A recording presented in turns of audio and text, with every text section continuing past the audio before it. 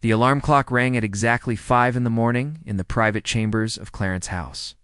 Prince William opened his eyes slowly, knowing that this day would change everything.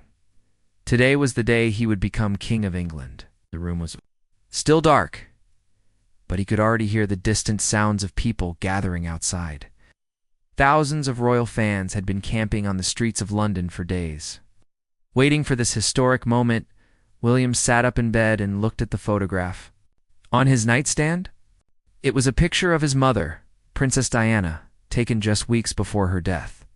She was smiling in that warm way she always did, the smile that made millions of people around the world love her. William picked up the photo and held it close. To his chest, he whispered quietly, "I wish you could be here today, ma'am. I hope I can make you proud." The future king walked to the large window and pulled back the heavy curtains. Even in the early morning darkness, he could see the crowds of people lining the streets. Some were wrapped in blankets. Others were holding British flags. Many had been there all night, determined to get the best view of the coronation procession. William smiled as he watched them. These were his people, and soon he would be their king. A soft knock came at the door. It was his private secretary, James, who had been working with the royal family for over 20 years. James entered with a cup of tea and the morning newspapers. The headlines on every paper were about the coronation. One read, "The day our prince becomes king," and another said, "William, ready to rule." But William barely glanced at the papers. He was thinking about something much more important. "Your Royal Highness," James said gently, "the stylists and dressers will be here in 30 minutes. Are you ready to begin preparations?" William nodded but remained quiet. He was remembering the conversation he had with his grandmother, Queen Elizabeth, just before she passed away. She had told him that being king was not about wearing crowns or living in palaces. It was about serving the people and putting their needs before your own. She had also told him that his mother would have been incredibly proud of the man he had become. Catherine, his wife, appeared in the doorway. She was already dressed in her morning robe, her hair perfectly styled even at this early hour. She walked over to William and put her arms around him. "How are you feeling?" she asked softly. "Nervous," William admitted. "I keep thinking about my mother. She should be here today. She should be watching me become king." Catherine smiled and kissed his cheek. "She is here, William. She is watching you, and she is so proud. I can feel it." The couple stood together, in silence for a moment, looking out at the crowds below. Then William remembered something special he had planned. He walked to his dresser and opened the top drawer. Inside was a small silver locket that had belonged to his mother. It contained a tiny photograph of Diana and a lock of her hair. William had kept it since her funeral, and today he planned to wear it under his coronation robes. "I want to carry her with me today," he told Catherine, showing her the locket. "The world will see me become king, but I want her to be part of it too, even if no one else knows." Catherine's eyes filled with tears. "That is the most beautiful thing I have ever heard. Your mother would love that." At exactly 5:30, the team of royal stylists and dressers arrived. They came quietly through the service entrance, carrying garment bags and boxes of accessories. The head stylist, Margaret, had been working on William's coronation look for over a year. Every detail had been planned and rehearsed dozens of times. "Good morning, Your Royal Highness," Margaret said with a respectful bow. "Today is the day we have all been waiting for." The preparation room had been transformed into something that looked like a luxury fashion studio. Mirrors covered every wall, and professional lighting had been installed to make sure every detail of the coronation outfit would be perfect. The ceremonial uniform hung on a special stand, covered with a silk cloth to protect it from dust. William's personal valet, Thomas, had been with the prince for 15 years. He knew exactly how William liked his clothes fitted and how nervous the prince got before important events. Thomas approached with a warm smile and began laying out the undergarments and accessories that would be worn beneath the ceremonial robes. "Sir," Thomas said quietly, "I took the liberty of preparing a special pocket inside the uniform jacket. It is completely invisible from the outside, but it will hold anything small that you might want to carry with you today." William looked at Thomas with gratitude. His staff always seemed to know exactly what he needed, even before he asked for it. "Thank you, Thomas. That means everything to me." As the stylists began their work, William caught sight of himself in the mirror. He looked like any other man getting dressed for an important day, but today was different. Today he would put on clothes that would transform him from a prince into a king. The weight of that responsibility was starting to feel real. Margaret carefully removed the silk cloth from the ceremonial uniform. The deep navy blue fabric seemed to glow under the lights. Gold embroidery covered the jacket in intricate patterns that told the story of British history. Each thread had been sewn by hand by the finest craftspeople in England. The uniform had taken 8 months to complete, and it was truly a work of art. "Your Royal Highness," Margaret said, "this uniform represents not just you, but thousands of years of British tradition. Every king before you has worn something similar, and every king after you will continue the tradition." William nodded, understanding the importance of what she was saying. He was not just getting dressed for a party or a formal dinner. He was putting on the clothes that would make him the leader of millions of people around the world. The sun was beginning to rise over London, and the crowds outside were growing larger by the minute. Television crews from every country were setting up their cameras, ready to broadcast this historic moment to billions of viewers around the world. In just a few hours, Prince William would walk into Westminster Abbey as a prince and walk out as King William of England. But for now, he was just a man getting dressed, holding his mother's locket and preparing to fulfill the destiny he was born to embrace. The Golden State Coach rolled slowly through the streets of London as thousands of people cheered and waved their flags. Prince William sat inside the ornate carriage, wearing his magnificent ceremonial uniform for the first time. The deep navy blue fabric felt heavy against his skin, but it was nothing compared to the weight of responsibility he felt in his heart. Through the carriage windows, he could see faces of all ages pressed against the barriers. Some crying with joy, others simply staring in wonder. William touched the hidden pocket, where his mother's locket lay close to his heart. The small silver pendant felt warm against his chest, and he imagined Diana watching him from somewhere beyond. He remembered how she used to tell him that being royal meant serving others, not being served. Today, more than ever, he understood what she meant. The crowds grew thicker as they approached Westminster Abbey. People had traveled from every corner of the United Kingdom and from countries around the world to witness this historic moment. Some had been waiting since dawn. Others had camped outside for days. Children sat on their fathers' shoulders waving small British flags. Elderly women held handkerchiefs to their eyes, remembering when they had watched his grandmother's coronation. Decades ago, Catherine sat beside him in the carriage, looking absolutely radiant in her elegant gown.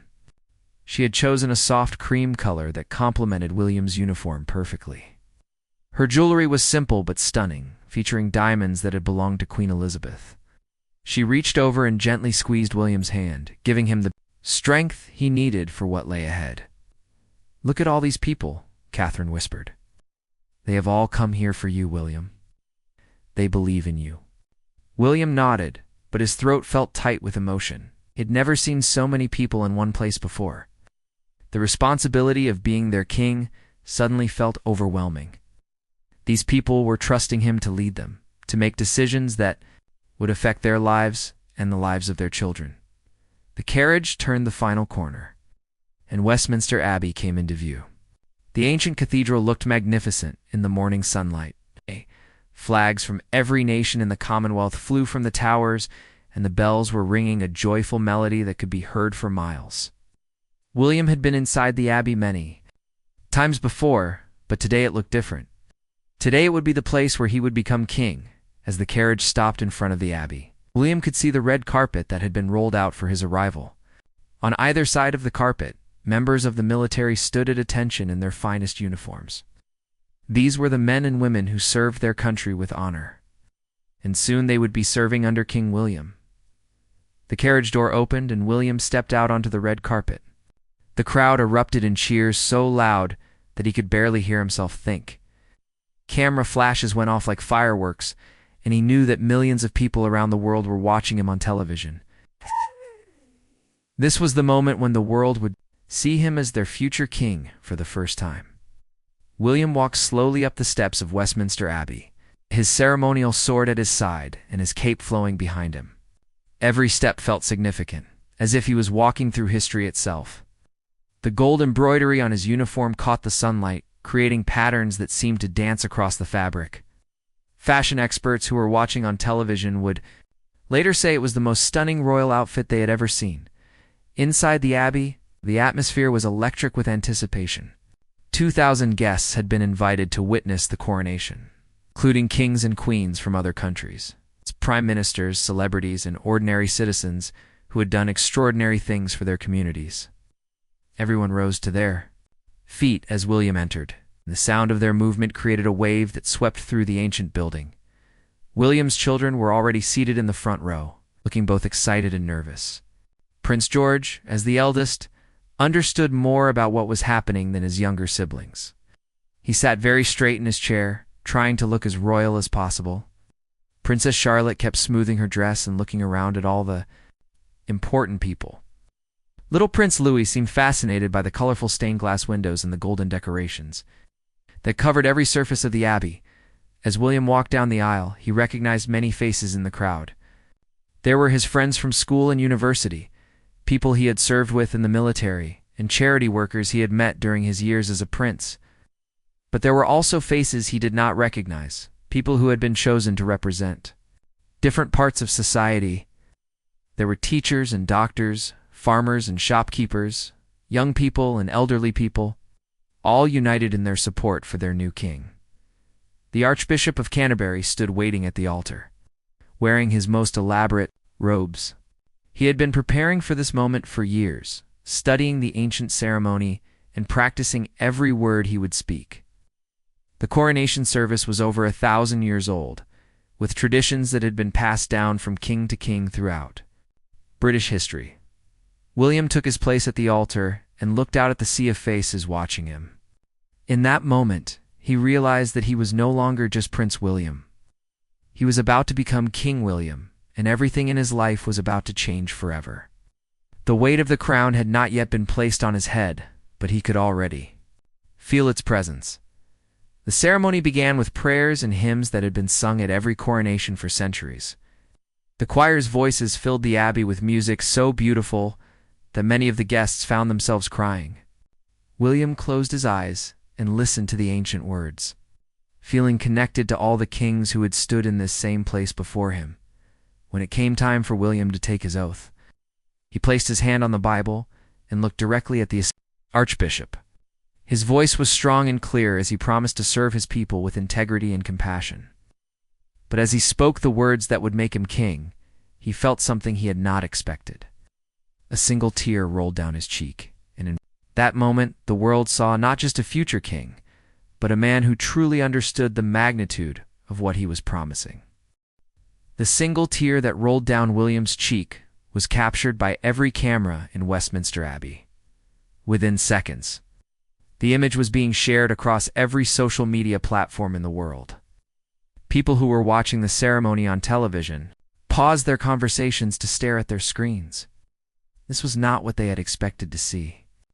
Kings were supposed to be strong and emotionless, but here was their future king, showing his true feelings to the entire world. In living rooms across Britain, families gathered around their televisions fell silent. Grandmothers reached for their handkerchiefs, remembering their own emotional moments. Children asked their parents why the prince was crying. Fathers who rarely showed emotion found themselves wiping away their own tears. This single moment of vulnerability made William seem more human, more real, more like someone they could trust to understand their own struggles. The Archbishop of Canterbury noticed the tear, but continued with the ceremony as if nothing had happened. He had seen many emotional moments during his years of service, and he understood that becoming king was an overwhelming experience. The ancient words of the coronation service continued to echo through the Abbey, but now they carried even more weight because everyone could see how deeply they affected William.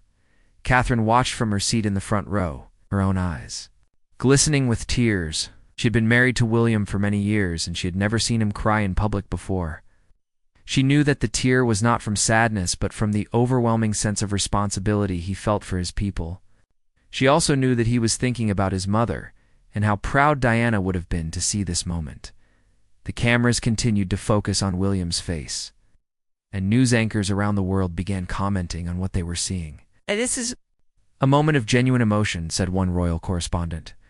"We are witnessing a future king who truly understands the weight of his responsibility." Another commentator added, "This tear shows us that William is not just a figurehead. He is a man who cares deeply about his role and his people." Social media exploded with reactions to the emotional moment. The hashtag King William Tears began trending within minutes.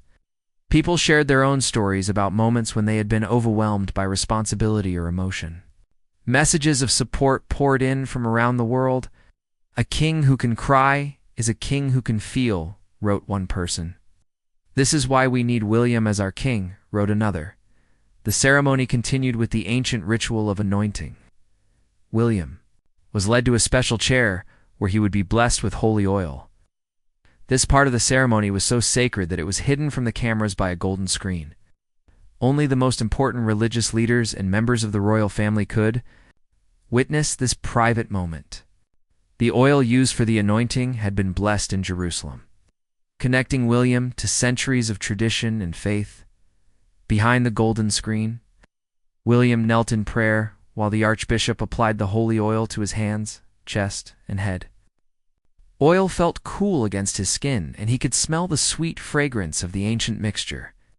This was the moment when he would be spiritually prepared to become king. The archbishop spoke in Latin, using words that had been spoken at every coronation for over 1,000 years. While the anointing took place, the choir sang hymns that filled the abbey with heavenly music. The guests sat in respectful silence, knowing that something sacred was happening behind the screen.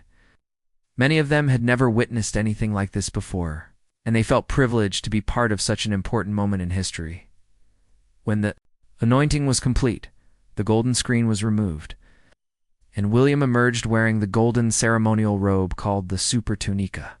The robe was incredibly heavy, made of the finest silk and embroidered with gold thread. It had been worn by kings for centuries, and now it transformed William's appearance completely.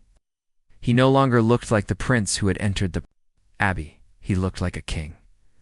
The moment everyone had been waiting for had finally arrived. The St. Edward's crown was brought forward on a velvet cushion.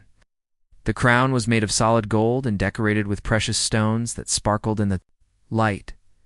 It weighed nearly 5 pounds, and William had been practicing wearing it for weeks to prepare for this moment.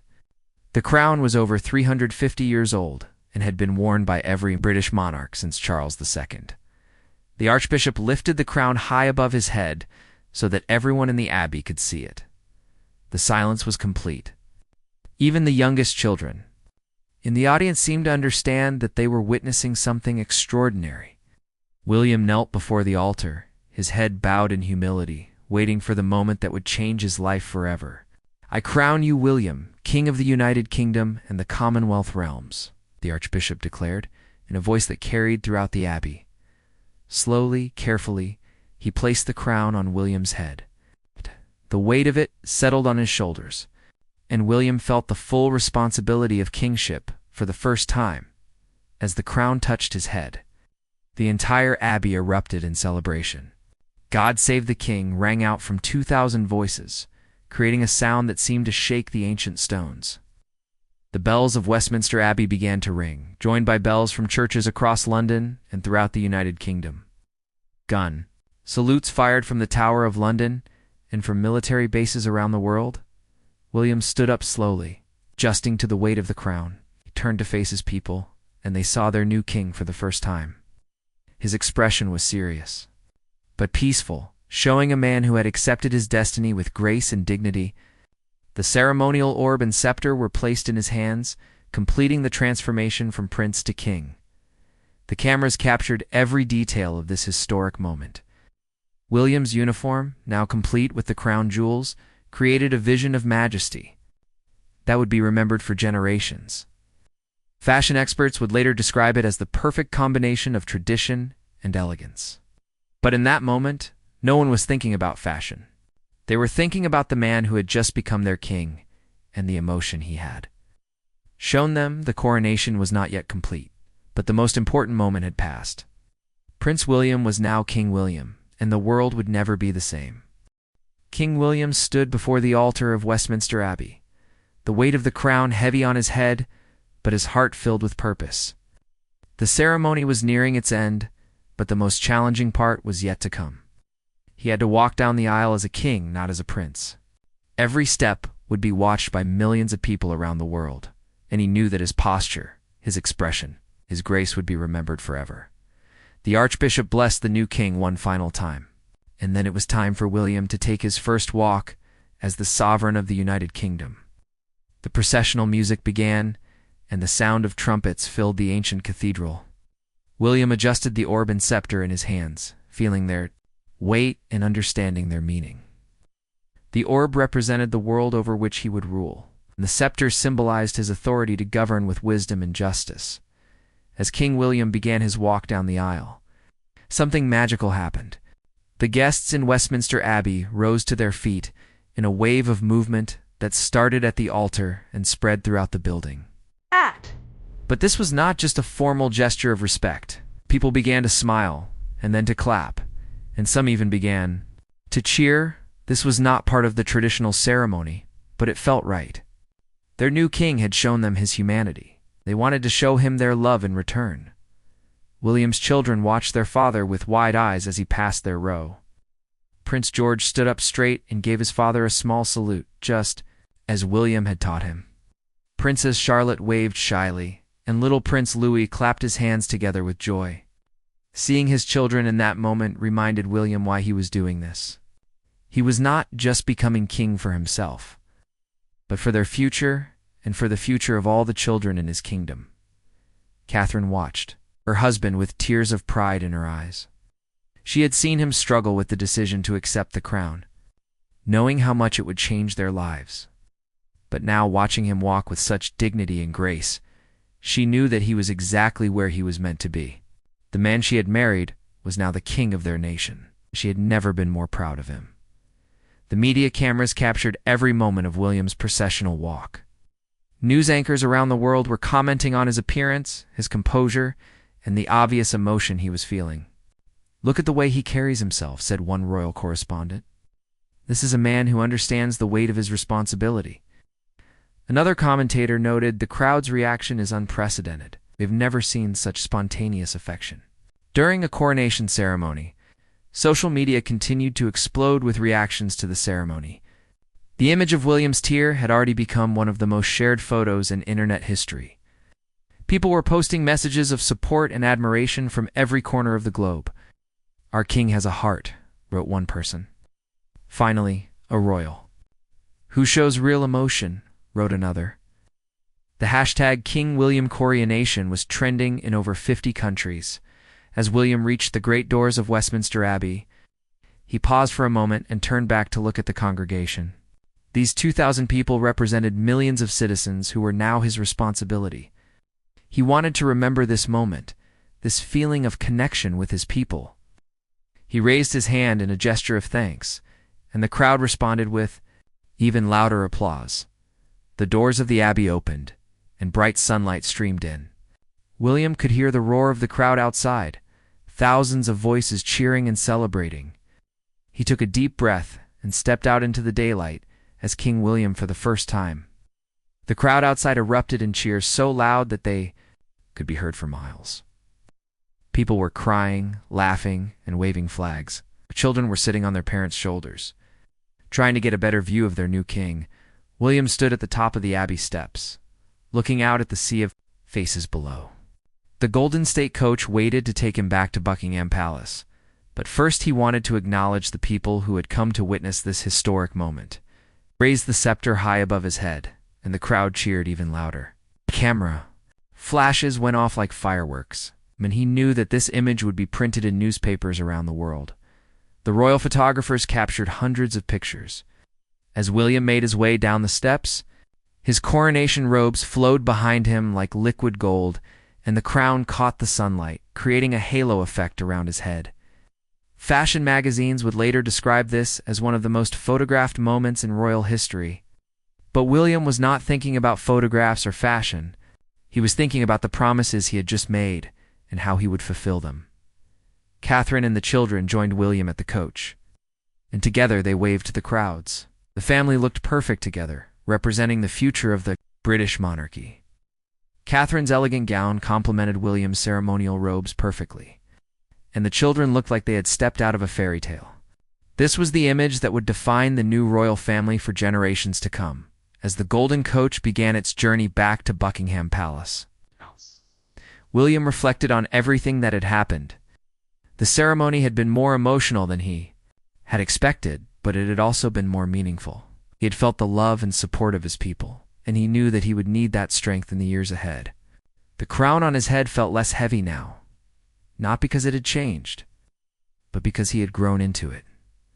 The crowds along the route to Buckingham Palace were even larger than they had been in the morning. People had been waiting for hours to catch a glimpse of their new king, and they were not disappointed. William waved continuously, his arm beginning to ache, but he did not want to disappoint anyone. Every person who had come to celebrate deserved to feel included in this historic moment. Inside the coach, Catherine reached over and squeezed William's hand. "You did it," she whispered. "You are the king now."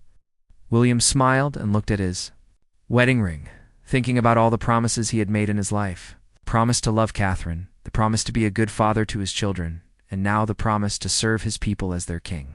He intended to keep them all. The golden coach arrived at Buckingham Palace to find thousands more people waiting in the courtyard and along the mall. The famous balcony of the palace had been decorated with flowers and royal banners, ready for the traditional appearance that everyone was waiting to see. King William looked up at the balcony where he had stood so many times before as a prince. But today would be different. Today he would stand there as their king. Inside the palace, the staff had been preparing for this moment for months. The throne room had been transformed into a magnificent reception hall where William would meet with world leaders and important guests. Crystal chandeliers sparkled overhead, and portraits of previous kings and queens watched from the walls. The red carpet had been rolled out, and guards in their finest uniforms stood at attention. William was escorted to his private chambers to prepare for the balcony appearance. The coronation robes were incredibly heavy, and he needed a few moments to rest before facing the crowds again. His personal valet, Thomas, helped him adjust the crown, which had shifted slightly during the coach ride. The St. Edward's crown was not designed for comfort, and William was beginning to understand why previous kings had found it challenging to wear for long periods. "Your Majesty," Thomas said, using William's new title for the first time. The crowds outside are the largest anyone has ever seen. The police estimate there are over 500,000 people gathered around the palace. William walked to the window and looked out at the sea of people below. They filled every street, every park, and every available space as far as he could see. Many were waving flags, others were holding signs with messages of support, and some were simply standing in quiet respect. These were his people now, and the sight of so many of them filled him with both pride and responsibility. Catherine joined him at the window. Having changed into a lighter gown for the balcony appearance, her coronation outfit had been beautiful but heavy, and she wanted to be comfortable for the long day ahead. The children had also changed into fresh clothes, though they still looked every bit like royal princes and princess. "Are you ready for this?" Catherine asked, taking William's hand. "As ready as I will ever be," William replied. "I keep thinking about my mother. Would have loved to see this moment." She always said that. The real work of being royal happens after the ceremonies are over. The family made their way to the balcony, followed by other members of the royal family. As they approached the famous French doors that led outside, William could hear the roar of the crowd growing louder. The sound was incredible, like the rumble of thunder that never ended. He had heard crowds cheer before, but nothing like this. The doors opened, and King William stepped onto the balcony. The crowd erupted in cheers so loud that it felt like the ground was shaking. People were jumping up and down, waving flags and shouting his name. The The sound was so overwhelming that William had to steady himself against the balcony railing. This was the moment when it truly hit him that he was now the king of all these people. William waved to the crowd, and they cheered even louder. He looked out at the faces below and saw people of all ages and backgrounds united in their celebration. There were families with young children, elderly couples holding hands, teenagers with painted faces, and visitors from other countries who had traveled just to be part of this historic moment. The diversity of the crowd reminded him that he was king of everyone, not just some people. Catherine and the children joined him on the balcony, and the crowd's reaction was incredible. People began chanting, "Long live the king and God save the king." The children waved shyly at first, but as they saw how happy the crowd was, they began to wave more enthusiastically. Prince George stood close to his father, trying to copy his royal wave. Princess Charlotte blew kisses to the crowd, which made them cheer even more. Little Prince Louis seemed amazed by all the noise and excitement. The royal photographer captured dozens of images of the family on the balcony. These would become some of the most famous photographs in British history. William's ceremonial robes caught the afternoon sunlight, making the gold embroidery sparkle like stars. The crown on his head seemed to glow, and his expression showed. A perfect combination of dignity and warmth. Television cameras from around the world focused on the balcony, broadcasting the image to billions of viewers. News anchors struggled to be heard over the noise of the crowd as they described the scene. "This is an unprecedented show of support for the new king," said one reporter. "British people have clearly embraced King William with open arms." Social media continued to explode with reactions to the balcony appearance. People were posting pictures and videos from every angle, sharing their excitement about the new king. The hashtag balcony moment began trending alongside King William's coronation. Messages of support poured in from world leaders, celebrities, and ordinary people who had been moved by the day's events. After several minutes on the balcony, William raised his hand for silence. Amazingly, the crowd began to quiet down, eager to hear what their new king might say. William had not planned to speak from the balcony, but the moment felt right. He leaned forward slightly and spoke in a clear, strong voice that carried across. "The courtyard, my people," he began. "Today you have given me the greatest honor of my life. I promise to serve you with all my heart, just as my grandmother did before me. Together, we will build a future that makes us all proud."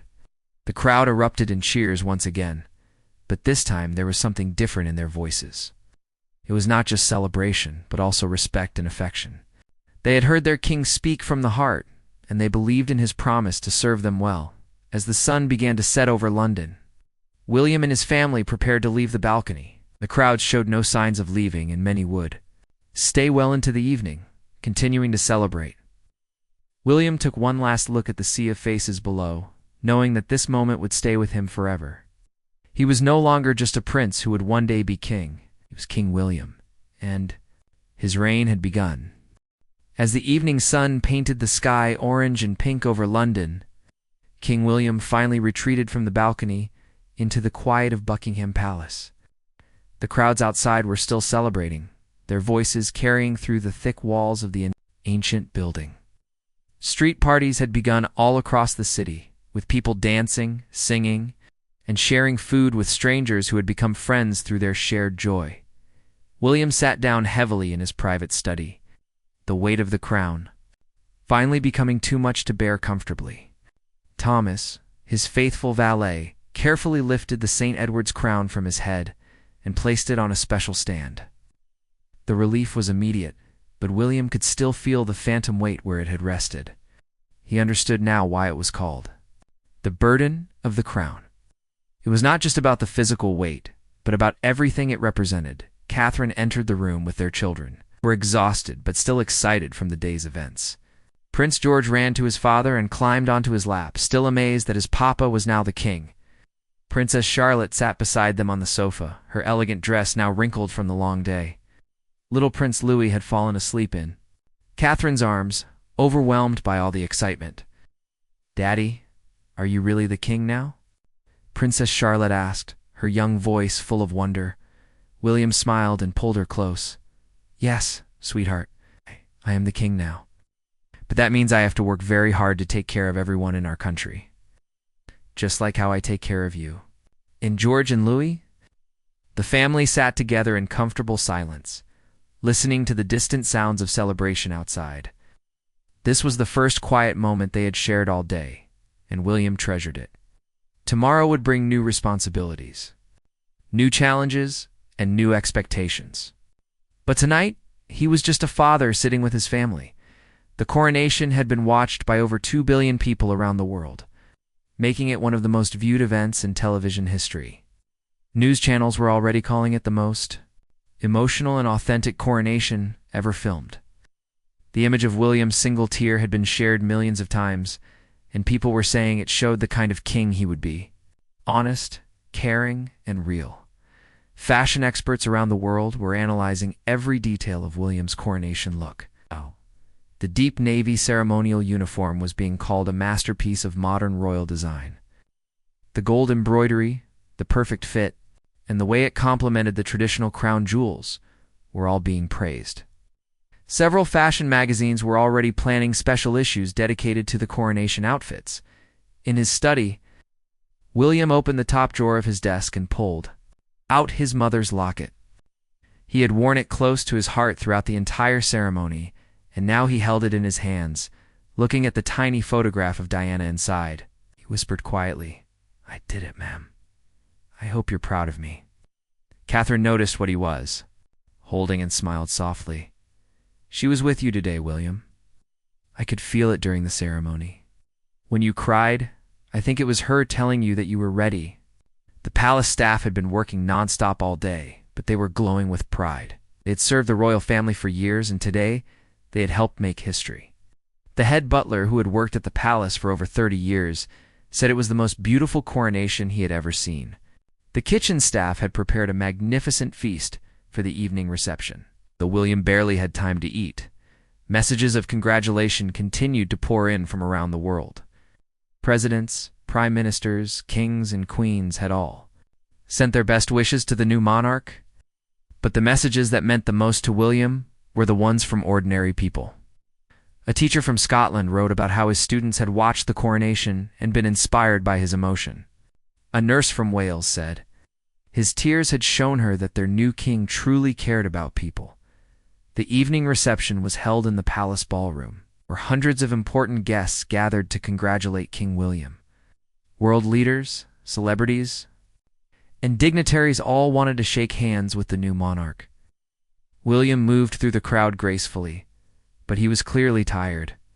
The long day had taken its toll, and he was looking forward to the quiet of his private chambers as the reception continued.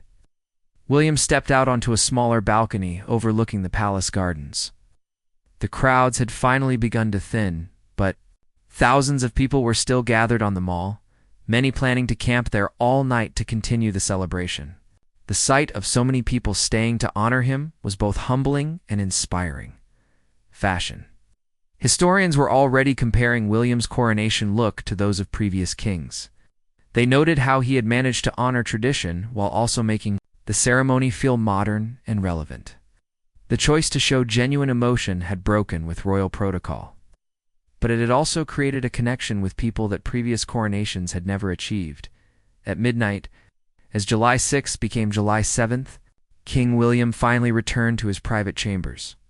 The coronation robes were carefully stored away, and he changed into comfortable clothes for the first time in nearly 20 hours.